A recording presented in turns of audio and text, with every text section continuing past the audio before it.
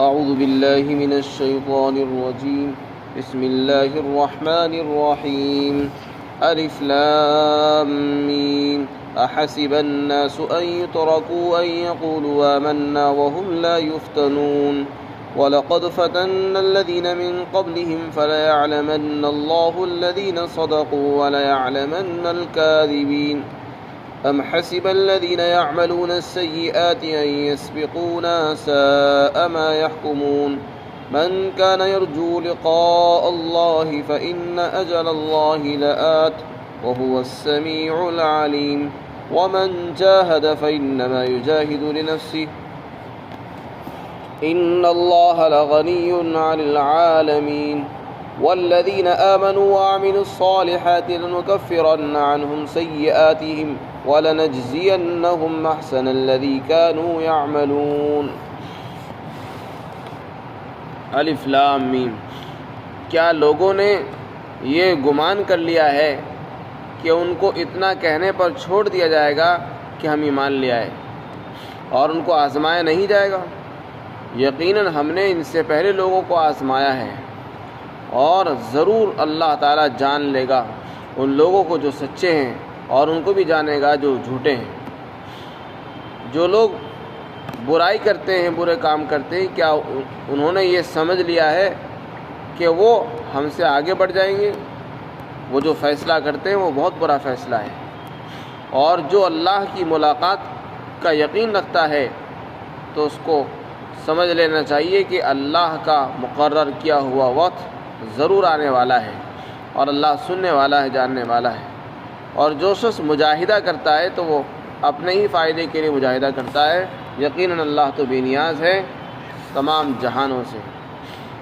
اور جو لوگ ایمان لائے اور انہوں نے اچھے اعمال کیے، اللہ تعالیٰ ان کی سیئات کی طرف سے کفارہ فرما دے گا اور ان کو ان کے عمل کا بہترین بدلہ عطا فرمائے گا.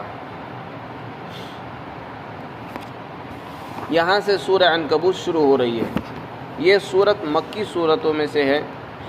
عنکبوت کے معنی مکڑی کے آتے ہیں.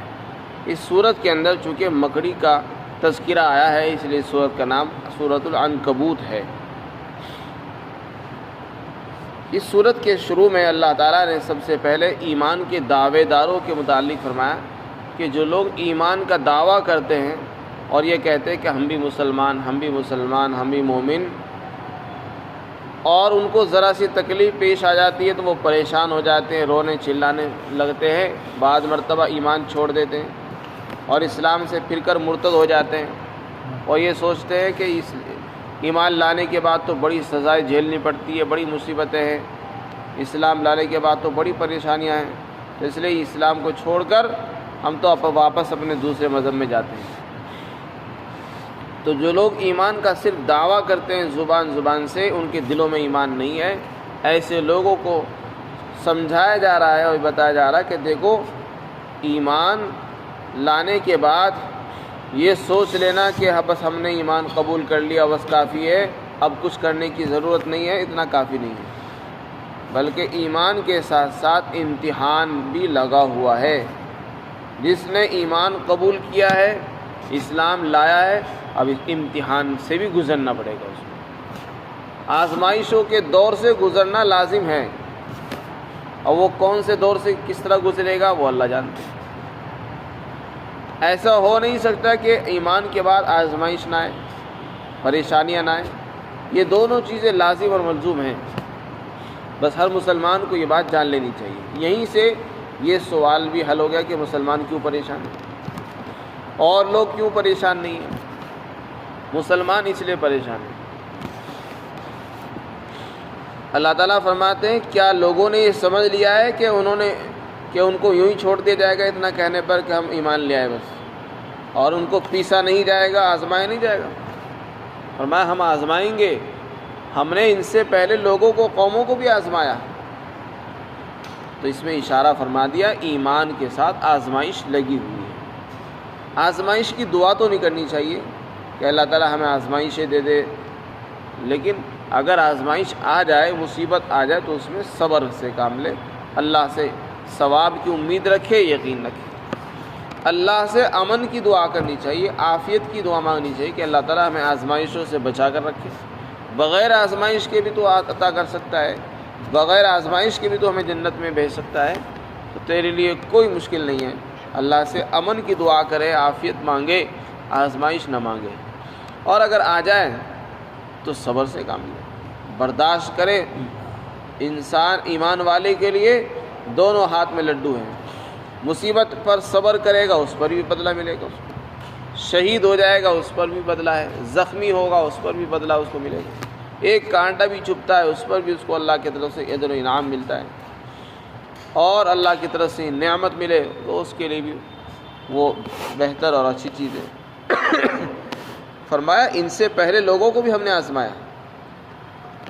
قرآن کریم میں وَكَأَيٍّ مِّن نَّبِيٍّ قَاتَلَ مَعَهُ رِبِّيُّونَ كَثِيرٌ فَمَا وَهَنُوا لِمَا أَصَابَهُمْ فِي سَبِيلِ اللَّهِ وَمَا ضَعُفُوا وَمَا اسْتَكَانُوا وَاللَّهُ يُحِبُّ الصَّابِرِينَ۔ فرمایا بہت سارے نبی گزرے جن کے ساتھ بہت سے اللہ والے لوگوں نے جہاد کیا، ایک آدھ نبی نہیں، بہت سے نبی گزرے، اور ان کے ساتھ مل کر بہت سے اللہ والوں نے، جو بڑے اپنے وقت کے اللہ والے تھے، دیندار سمجھے جاتے تھے، انہوں نے مل کر جہاد کیا نبیوں کے ساتھ، اور جہاد کرنے کے بعد نہ تو وہ ہمت ہارے، نہ کمزور پڑے، اور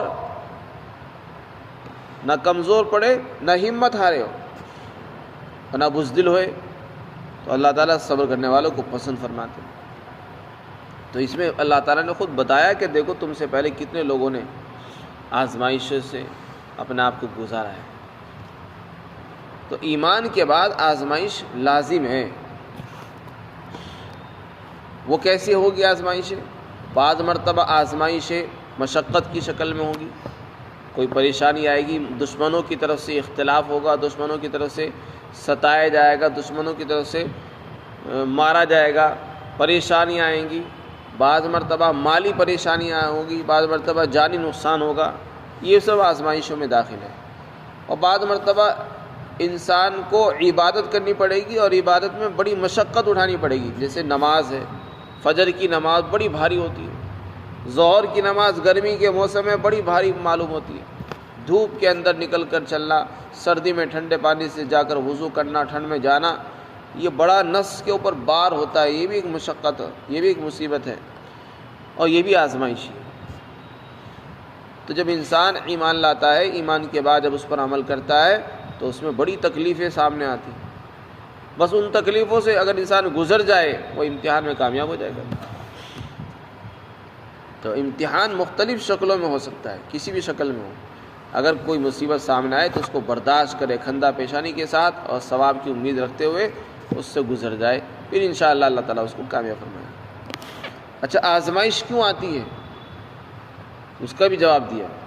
اللہ تعالیٰ اگر چاہیں تو بغیر آزمائش کے بھی ایمان والوں کو جنت میں بھیج سکتے ہیں، بغیر آزمائش کے بھی ثواب دے سکتے ہیں۔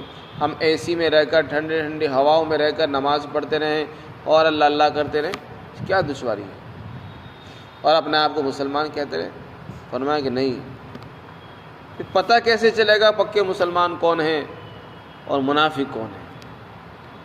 اپنے آپ کو مسلمان کہہ دینا تو آسان ہے زبان سے، لیکن دل سے اس کا یقین کرنا اور دل گواہی دے کہ میں مسلمان ہوں، یہ بڑا مشکل ہوتا ہے۔ تو اللہ تعالیٰ آزمائش جو بھیجتا ہے وہ چھٹائی کے لیے بھیجتا ہے۔ مثال کے طور پر پورے محلے میں، بستی میں ہزاروں لوگ اپنے آپ کو مسلمان بتاتے ہیں، اور ہم بھی آج تک ان کو مسلمان ہی سمجھ رہے، لیکن آپ کو معلوم نہیں کہ وہ مسلمان ہیں یا آپ کے دشمن ہیں اور منافق ہیں۔ یہ کب پتہ چلے گا؟ جب مصیبت کا وقت ہوتا ہے، تو مصیبت کے وقت جو پکے مسلمان ہوتے ہیں وہ جم جاتے ہیں، اپنے دین کو مضبوطی سے تھامے رکھتے ہیں اور اپنے دین کو نہیں چھوڑتے، اور جو کچے ہوں گے، ظاہری ہوں گے، منافق ہوں گے، وہ ایک دم سے پھر جائیں گے اور دین اور ایمان کو بھی چھوڑ بیٹھیں گے اور غیروں کا ساتھ دے دیں گے۔ تو یہی آزمائش کا وقت ہوتا ہے۔ تو آزمائش کے وقت پکا مسلمان کون ہے، سچا مسلمان کون ہے، اس کا بھی پتہ چل جاتا ہے، اور جھوٹا مسلمان کون ہے اس کا بھی علم آزمائش کے وقت ہوتا ہے۔ اس کی مثال لے لیجیے، مدینہ منورہ میں سن 3 ہجری کے اندر، سن 2 ہجری کے اندر تو جنگ بدر پیش آئی، مسلمانوں کی لڑائی ہوئی کافروں سے، تو مسلمانوں کو کامیابی مل گئی، کافروں کے بڑے بڑے سردار مارے گئے، بہت سے گرفتار ہو کر آئے، بڑا نقصان ہوا، تو ان کے دلوں میں انتقام کی آگ بھڑکی ہوئی تھی کہ اس سے بدلہ لینا ہے ہم کو۔ اگلے سال وہ چڑھائی کے لیے مدینہ پہنچ گئے، آپ نے مشورہ فرمایا کہ بھئی کیا کرنا ہے، تو لوگوں نے کہا کہ مدینہ سے باہر نکل کر ہم لڑیں گے، اگر مدینہ میں رہ کر لڑیں گے تو لوگ کہیں گے بزدل ہے، اور آپ کی رائے تھی کہ نہیں مدینہ میں رہ کر ہم لڑیں گے، لیکن لوگوں کی رائے ہوئی کہ ہم باہر نکل کے لڑیں گے، تو آپ نکل گئے۔ 1000 کا لشکر تھا، 1000 کا لشکر تھا، سب مسلمان تھے۔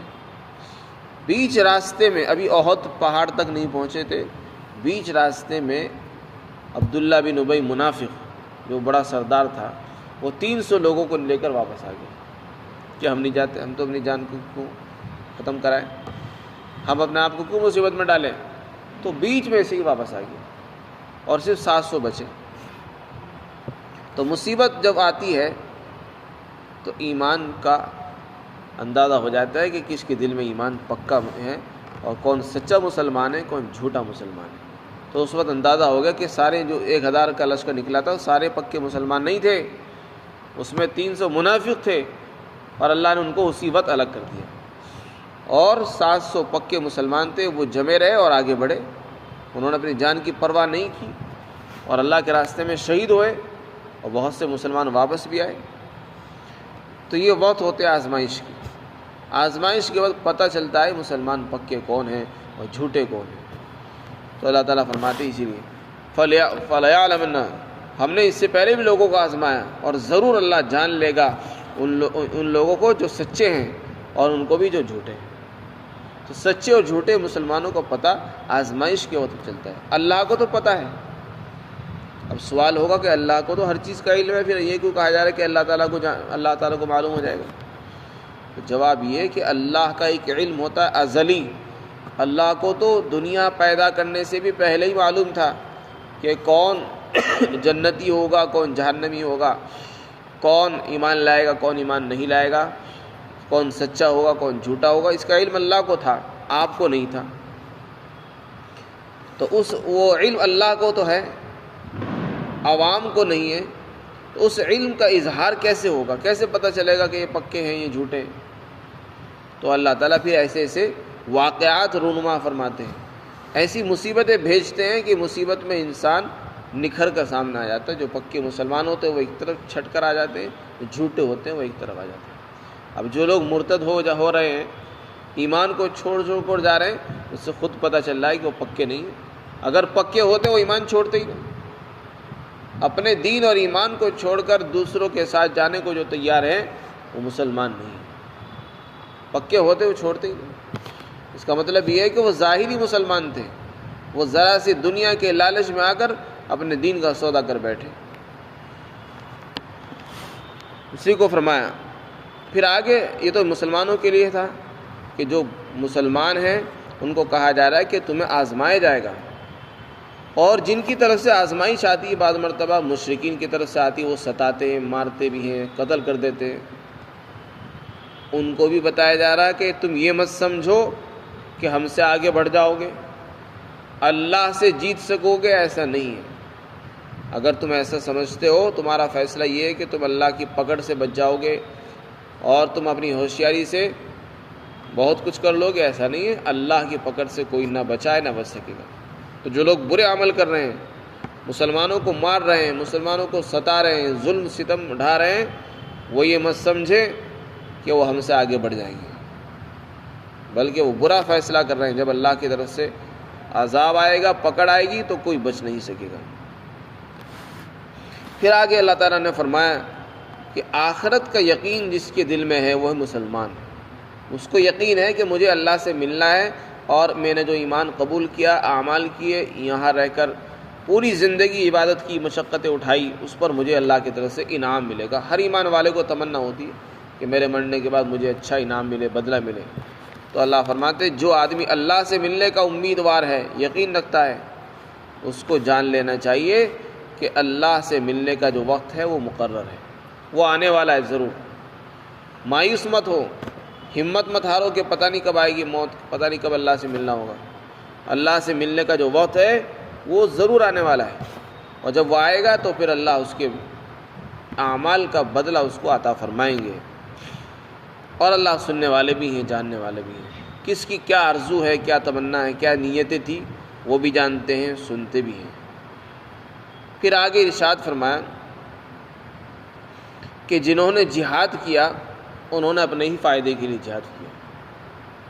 اس میں بتا دیا کہ جو آدمی دین کے راستے میں محنتیں کرتا ہے، مجاہدے کرتا ہے، جہاد کرتا ہے، مصیبتیں جھیلتا ہے، وہ یہ مت سمجھے کہ اللہ پر کوئی بڑا احسان کر رہا ہے، نہیں، صبر کرے، اس کا فائدہ خود اس کی ذات کو ملے گا، اس پر اللہ کی طرف سے اس کو انعام ملیں گے۔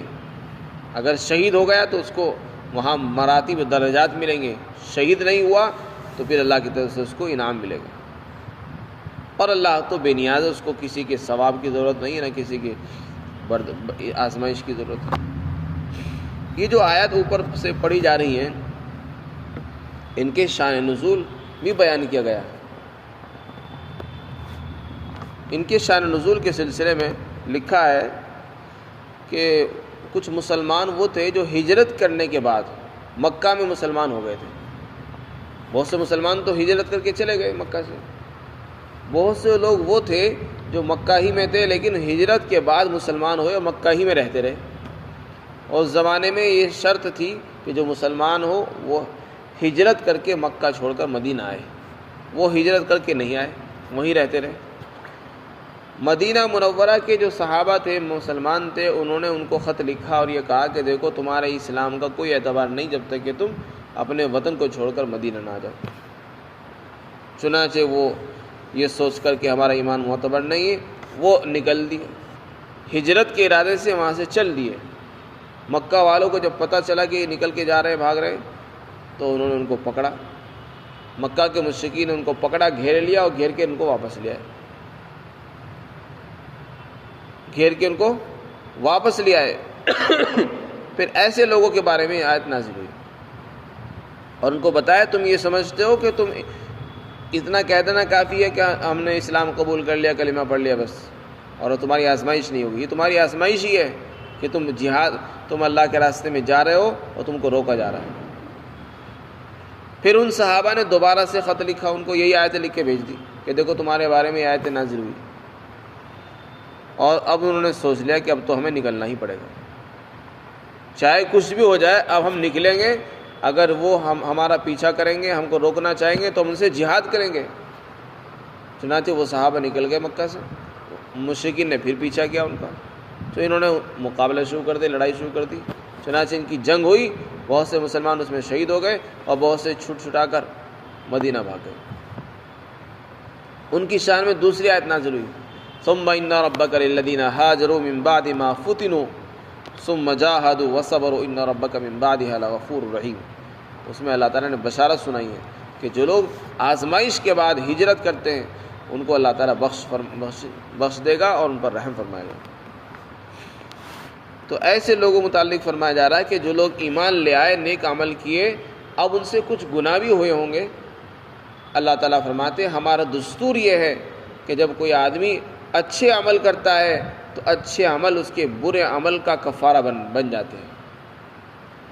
انسان سے برائیاں ہوئی، گناہ ہو گئے، اور آگے نیک عمل کر دیا تو نیکیاں برائیوں کو مٹا دیتی ہے۔ ان الحسنات یذھبن السیئات، جیسے کسی کا کپڑا گندا ہو جائے، میلا ہو جائے تو اس کے اوپر صاف پانی بہا دیا جائے تو صاف ہو جاتا ہے۔ تو گناہ کرنے سے انسان کا دل بھی گندا ہو جاتا ہے۔ اللہ تعالیٰ فرماتے ہیں جب انسان نیک عمل کرے گا تو ہم اس کے اچھے عمل کو کفارہ بنا دیں گے اس کی برائیوں کے لیے، اور وہ مٹ جائیں گے اور نیک عمل اس کی جگہ لے لیں گے۔ اور انہوں نے جو عمل کیے ہوں گے ہم ان کا بہترین بدلہ ان کو عطا فرمائیں گے۔ تو نیکیاں برائیوں کا کفارہ بن جاتی ہیں، ان کی جگہ لے لیتی ہیں۔ اللہ تعالیٰ ہم سب کو عمل کو عطا فرمائے۔